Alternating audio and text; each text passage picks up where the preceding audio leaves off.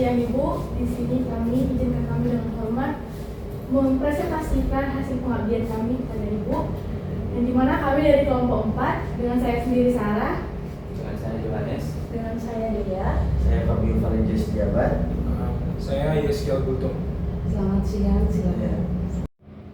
Oke, pertama-tama kita harus mengetahui apa itu yang dimaksud dengan pajak masukan. Jadi, pajak masukan adalah pajak pertambahan nilai yang sudah atau seharusnya dibayar PKP atas perolehan barang kena pajak, jasa kena pajak, impor BKP, dan pemanfaatan BKP atau JKP tidak berwujud dari luar pabean.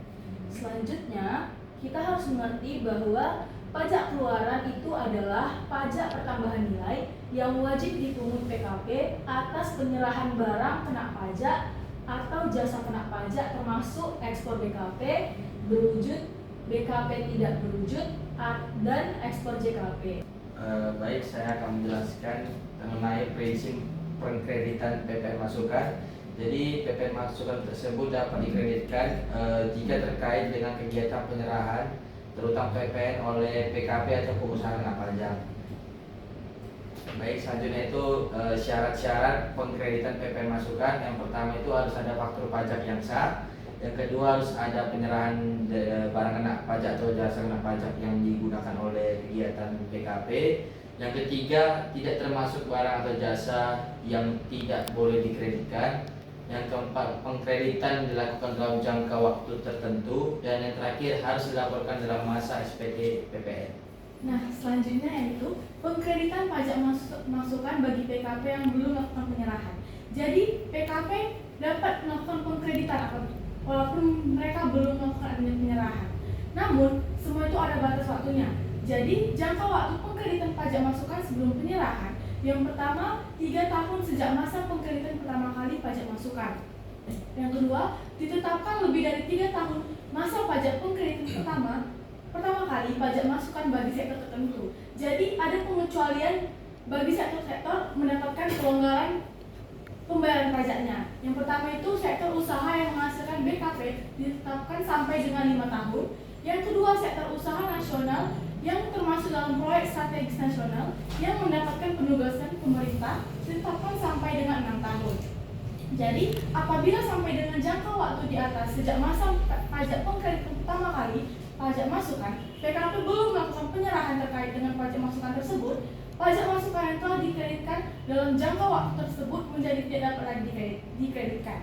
Nah, selanjutnya ada mekanisme restitusi. Yang pertama ada restitusi biasa. Nah, restitusi biasa ini sebelumnya itu kita perusahaan telah diperiksa dulu untuk menentukan jumlah kelebihan bayar pajak dengan melalui penerbitan SKPLB, surat ketetapan pajak lebih bayar.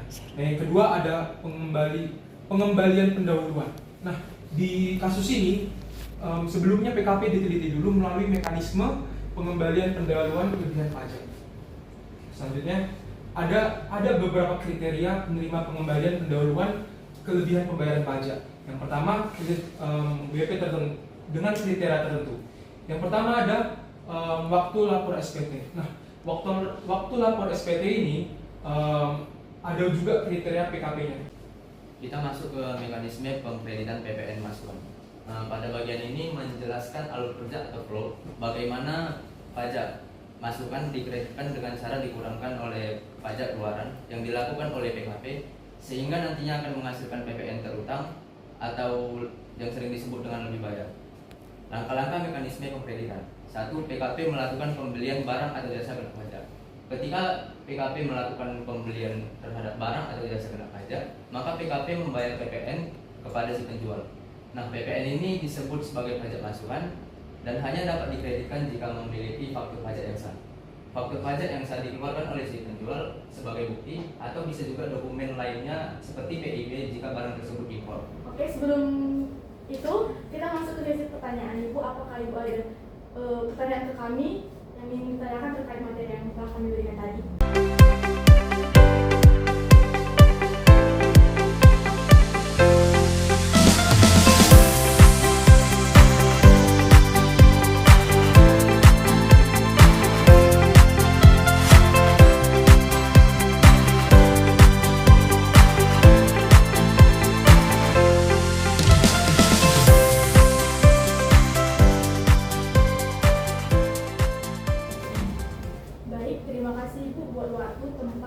diberikan kepada kami untuk mempresentasikan hasil penelitian kami.